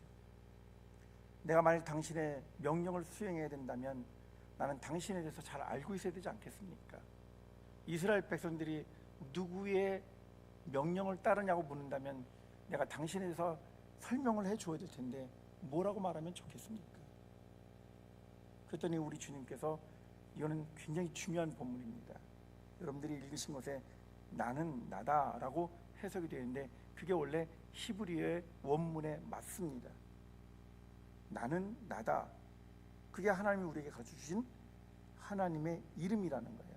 하나님의 존재라는 거예요. 이름은 존재를 담고 있기 때문에 그런 거죠. 당신의 이름이 무엇입니까? 내가 당신을 뭐라고 설명하리까? 라는 말은 당신의 존재는 어떤 분이십니까? 라는 것과 같은 말인데, 하나님께서 모세에게 이르시되, 여러분들 번역대로 나는 나다라고 되어 있고요. 제가 가진 성경은 어쩌면 이것은 조금이라도 해석한 건데 별반 차이는 없습니다. 나는 스스로 있는 자니라 라고 말했습니다. 나는 나다라는 말을 철학적으로 나는 스스로 있다라고 말했습니다. 그런데 여러분, 이것이 도무지 우리한테 다가오질 않아요. 다가옵니까? 아니, 너는 너고 나는 나다, 이런 뜻인가? 아니면 너랑 상관이 없이 네가 뭐든지 간에 나는 나 스스로 존재하는 그런 존재야, 이것도 참 어렵잖아요. 난감하잖아요. 제가 이것도 역시 마찬가지로 어떻게든지 설명을 해보기 위해서 이런저런 책들을 많이 읽었는데 별다른 해결책을 못 찾았어요. 그러다가 제가 솔직히 고백을 합니다. 어느 날 기도를 하고 있었어요. 이 말씀이 저한테는 항상 숙제였거든요. 하나님은 하나님이심을 고백합니다. 하나님을 하나님이 되게 해드리는 것이 제 삶의 모습입니다. Let God be God. 하나님을 하나님 되게 해야 되는데, 그런데 그 하나님에 대해서 제가 하나님을 알 것 같으면서도 때로는 도무지 이 세상에 돌아가는 모든 일들이라든지 또는 내 믿음이 연약해질 때, 내 안에 안개가 끼어들어오기 시작할 때 나도 모르게 하나님의 존재에 대해서 불확실해집니다. 하나님은 나는 스스로인 자라고 말씀하셨는데 내가 어떻게 하나님에 대해서 설명할 수 있겠습니까? 그런 고민을 가지고 기도하던 때가 있었어요. 그랬는데 번뜩 저한테 이렇게 하나님께서 말씀하시는 거예요. 나는 괄호 열고 너를 위하여 괄호 닫고 있는 자다라는 뜻입니다. 나는 괄호 열고 너 때문에 괄호 닫고 스스로 존재하는 자니라. 이런 말이 갑자기 탁 저한테 오기 시작했어요. 저한테도 평면이 입체가 된 것이지요. 아멘이십니까? 여러분, 오늘 여러분들이 신앙생활하다가 힘들고 어려울 때가 있다고 분명히 말씀을 드렸어요. 살면서 좋고 모든 것이 마음에 흡족할 때, 그럴 때는 우리가 하나님에 대해서 당신은 누구십니까? 도대체 당신은 누구십니까? 이런 질문을 안 던지셔도 돼요. 그런데 만일 여러분들의 삶에 안개가 낄 때, 여러분들의 삶에 돌풍이 불어온다고 생각할 때, 여러분들의 삶에 앞을 분간하기 어려운 순간에 도대체 하나님이 나한테 어떠신 분이신가 묻고 싶다면 제가 했던 이 말을 꼭 기억해 주셨으면 좋겠습니다. 하나님은 우리를 찾으시는 하나님이신데, 우리를 만나주시는 하나님이신데, 그분은 그렇기 때문에 우리 앞에 계신 분이에요. 우리를 위하여 스스로 존재하시는 분, 나는 너를 위하여 있는 자라는 말입니다. 하나님의 삶은 그런 분이에요.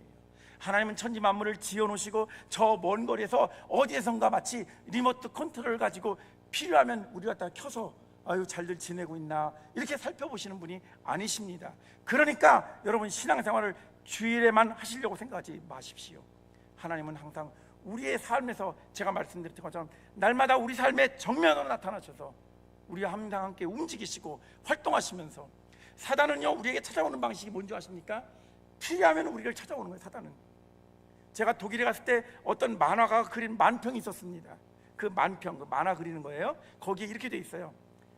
루터 교회 광고판에 주일 예배 오전 9시 반, 주중 리더 모임 목요일 날 언제, 그 다음에 혹시 여러분들이 필요하시다면 목회자에게 다음과 같은 시간대에 연락을 주십시오. 이게 광고판에 써 있었어요. 독일 루터 교회 대다수 당시 그랬었어요. 그런데 사단의 교회가 나와요. 만화에 사단의 교회 뭐라고 말하는지 아십니까? 연중 무휴, 1년 365일 하루 24시간 언제든지 신방 환영, 저는 여러분들을 찾아갈 준비가 되어 있습니다. 사단의 교회는, 여러분 무슨 말인지 아시겠어요? 사단은 하나님의 백성들이 언제든지 틈을 보이기만 하면 우리들에게 찾아올 각오가 되어 있다는 거예요. 그런데 그 사단은 우리를 찾아와서 어떻게 하는 줄 아십니까? 우리로 하여금 합리적인 결정을 내리도록 하는 척합니다. 우리로 하여금 비판적인 것들을 깨닫게 해줍니다. 그리고 그래 그것이 옳지 하면서 굉장히 우리를 부추겨 세웁니다. 그래서 우리로 하여금 잘못된 결정을 내리게 해요. 그래서 그 잘못된 결정 때문에 우리가 막 신음을 하고 후회할 때쯤 되면은요 우리를 짓이겨 놓고 조롱하면서 이렇게 말합니다. 그래 니까짓 게 기독교인이지? 잘해봐. 그리고는 사단은 떠나갑니다.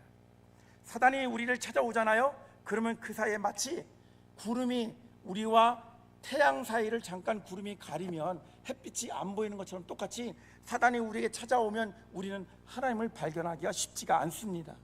하지만 구름이 지나가고 나면 태양은 언제 그랬냐는 듯이 그 자리에 있는 것처럼 사단은 와서 우리를 조롱하고 업신여기고 우리를 깔보고 우리 갖다가 막 짓누르고 난 다음에 가버리는 존재이지만, 하나님은 우리가 어떤 모습으로 있든지 간에 우리를 결코 떠나지 않는다입니다. 그게 바로 오늘 여기 나와 있는 거예요. 만일 이스라엘 백성들이 당신은 누구십니까? 당신은 누구의 뜻을 받아왔습니까? 당신에게 말씀하신 신은 누구입니까? 라고 묻는다면 그분은 너희를 위하여 존재하는 자다 이렇게 말하라는 것입니다. 그러고 나서 성경을 읽게 되었습니다.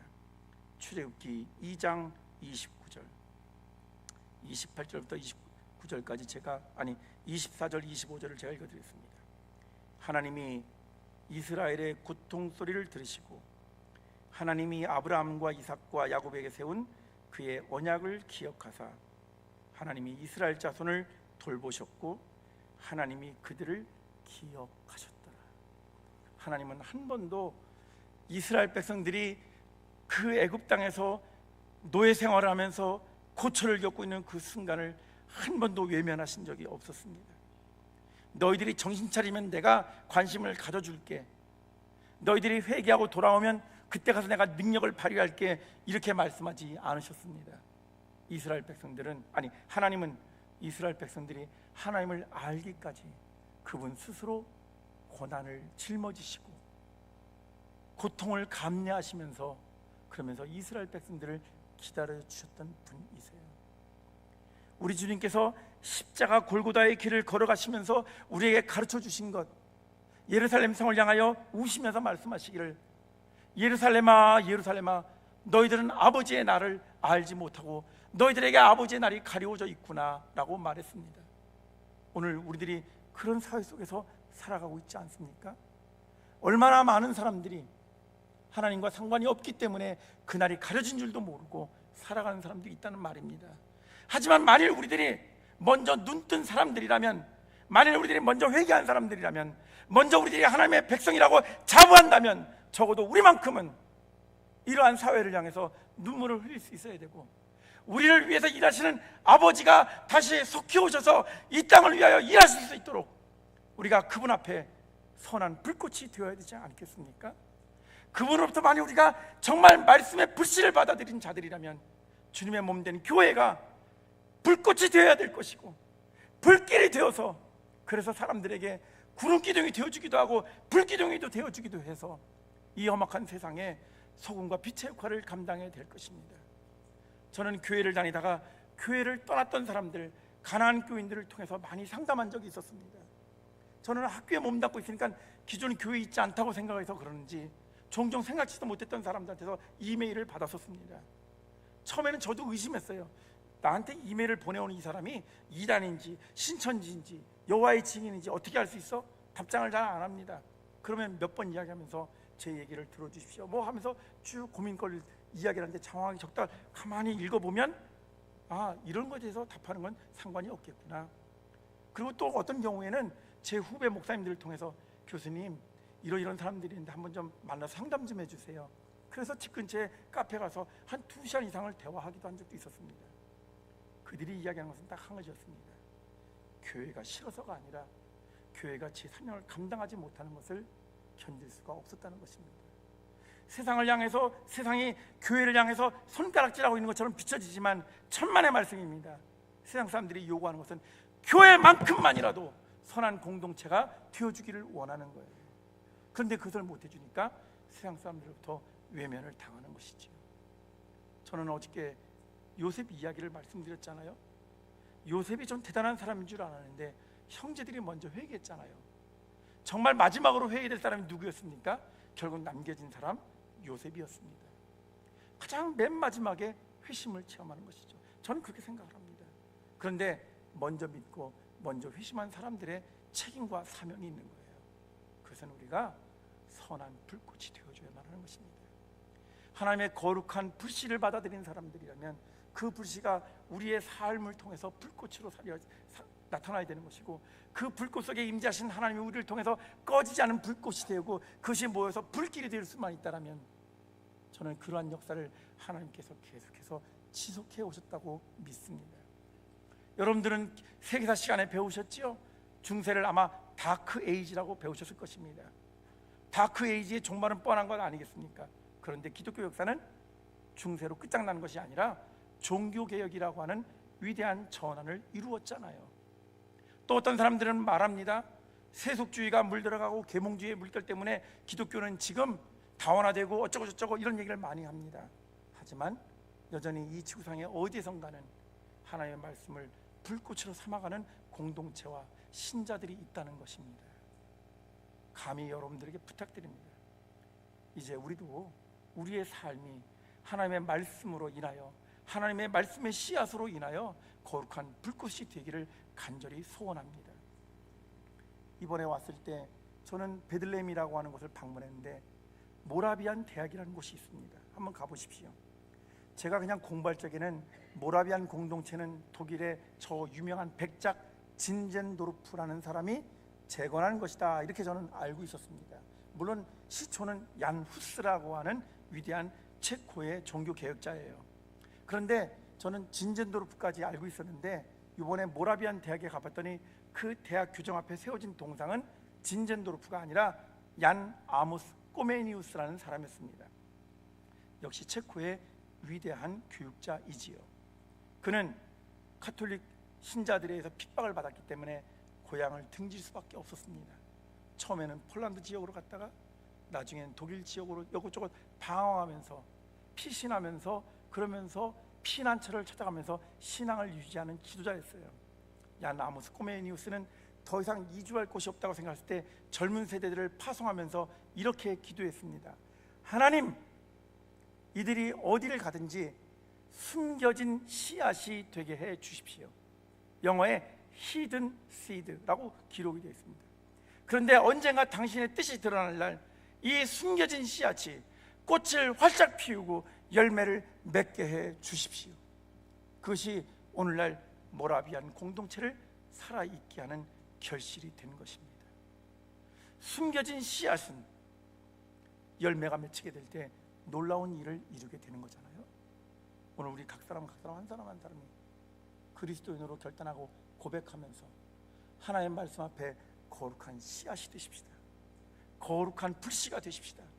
그리고 그것을 모아서 불꽃을 이루고 그 불꽃을 통해서 불길을 만드는 위대한 역사를 이루어 나가기를 이 교회가 바로 그런 역할을 감당하는, 그리고 계속해서 지속적으로 앞으로도 하나님의 뜻을 이루어내는 그런 복된 재단이 되시기를 주님의 이름으로 간절히 부탁드립니다. 시간이 많이 갔는데요, 찬양을 하나 하고 싶어요. 제가 이미 아침에 부탁을 드렸는데 제가 여쭤봤더니 우리 성도님들이 잘 부르는 찬양이라고 해서 같이 이 찬양을 부르도록 하겠습니다. 디트리 보네퍼 목사님이 쓴 가사에다가 곡을 넣은 작품입니다.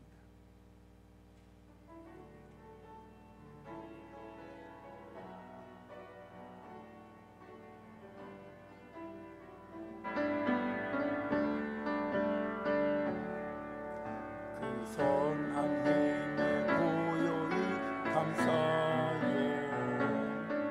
그 놀라운 평화를 누리며 나 그대들과 함께 걸어가네. 나 그대들과 한 해를 여네. 지나간 험 어둠의 날들 내 영혼 짓눌러도 주여 우리 외면치 마시고 약속의 구원을 이루소서. 그 선한 님이 우리 감싸시 믿음으로 일어날 언제나 우리와 함께 계셔. 하루 또 하루가 늘 새로워. 주께서 밝히신 작은 촛불이 어둠을 헤치고 타오르네. 그 빛에 우리 모두 하나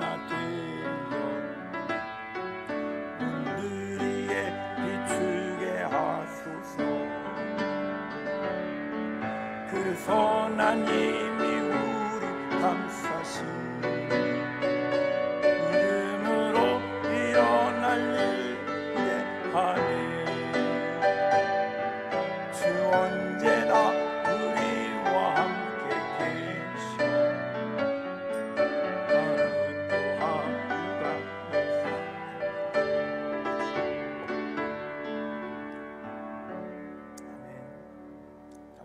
기도하시겠습니다. 사랑이 많으신 아버지 하나님, 오늘 출애굽기 말씀을 통해서 저희가 잘 알고 있었던 본문이지만 하나님께서 모세를 만나셨던, 그리고 모세를 만나기 위해서 모세의 인상은 떨기나무처럼 아무 쓸모짜기도 없고 자기 힘으로 고군분투해봐야 고작 불쏘시개밖에 안 됐을 인생인데, 하나님께서 그 노구에 임재하셨을 때 이스라엘 백성들을 족과 꿀이 흐르는 가나안 땅으로 안내했던 위대한 지도자로 삼아 주셨을 뿐만 아니라 오늘 이스라엘의 가장 기억에 남는 지도자로 세워주신 줄로 믿습니다. 하나님이 우리의 삶 가운데도 임재해 주시기를 간절히 소원합니다. 우리가 거룩한 불씨가 불꽃이 되고 불길이 되어서 이 세상을 밝혀야 될 소중한 사명을 받았습니다. 먼저 믿은 은혜와 먼저 깨달은 그 감격을 아버지 하나님 소홀히 여기지 않게 하여 주옵시고, 말씀을 통하여 무장하고 그 말씀이 갖고 있는 선한 능력에 힘입어서 이 세상을 바꾸어 나가는 일, 하나님의 나라를 세워가는 일에 아버지 하나님 저희 재단이 온전히 쓰임받게 하여 주시옵소서. 이 재단을 통하여 앞으로 오고 올 세대들 위에도 축복을 내려 주시옵시고, 이들을 통해서 세상을 기름지고 풍요롭게 할 뿐만 아니라 하나님의 뜻에 합당한 거룩한 공동체로 변화시켜 나가는 역사가 우리 가운데 있게 하여 주옵소서. 우리 주 예수 그리스도의 이름으로 간절히 기도드립니다. 아멘.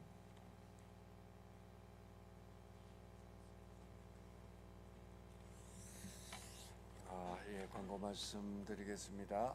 내일 오전 8시에 1부 예배가 드리고요. 우리 2부 예배 10시 50분에 드리게 됩니다. 8시 본문도 또 말씀도 다 다르니까 여러분들이 원하시는 분들 일찍 나오셔서 집회마다 참석하셔서 은혜 받으시기를 바랍니다. 또 끝난 다음에 간식이 준비되어 있습니다. 다 준비한 저선거 준비한 간식 다 드시고 돌아가시기를 바라겠습니다. 우리 찬송가 546장 우리 다 같이 일어날까요? 찬송가 546장. 일어나면 안 되겠네요. 헌금을 한다고 그러네. 헌금 546장 한번 부르시면서 우리 헌금 하도록 하겠습니다.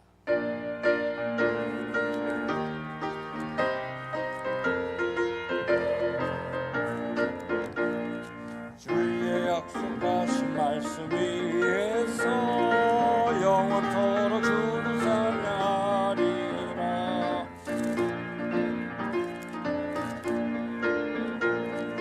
약속 믿고 굳게 서리라. 굳게 서리. 영원하신 말씀 위에 굳게 서리.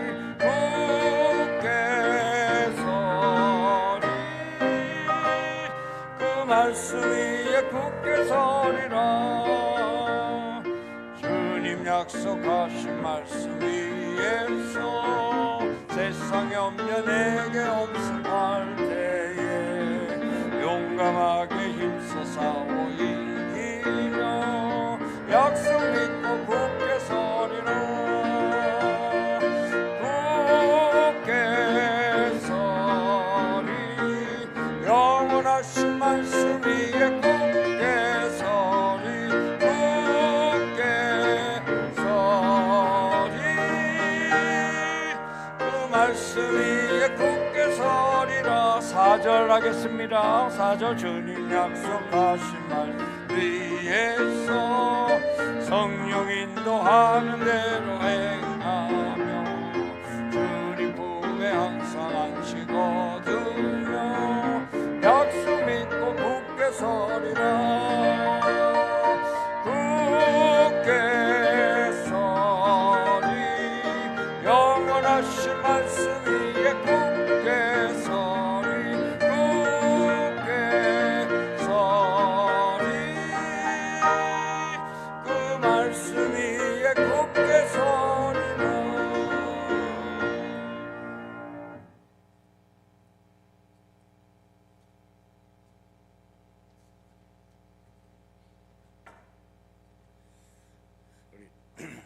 다 같이 기도하시겠습니다. 하나님 감사합니다. 오늘 강사 목사님을 통해서 저희들 말씀을 통해 은혜 받게 하시고 새로운 결단을 허락해 주시니 감사합니다. 오늘 집회를 참석한 모든 성도들 말씀의 영으로 은혜의 영으로 사로잡아 주시고 정말 폭포수처럼 내리시는 주님의 은혜를 체험케 하시고 영의 눈을 떠서 주님의 은혜를 늘 바라보는 믿음의 성도들 될 수 있도록 주님 축복해 주시옵소서.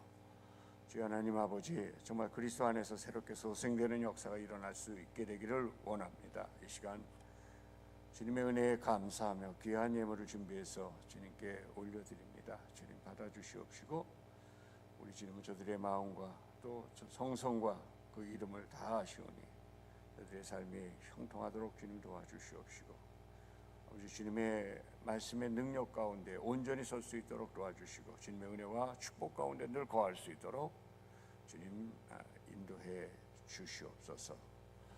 이제는 우리 주 예수 그리스도의 은혜와 하나님 아버지의 극진하신 사랑하심과 성령님의 감동하심이 우리의 믿음의 작은 불꽃이 정말 성령의 능력 가운데 큰 불길이 되어서 이 지역사회를 변화시키고 우리의 모든 성도들이 다 변화되어서 정말 주님의 주신 우리들에게 주신 이 본질적인 사명을 잘 감당하는 귀한 교회로 교인으로 설 것을 결심하며 교회를 나서는 모든 성도들을 위해 지금부터 영원까지 함께 하옵시기를 간절히 축원하옵나이다. 아멘.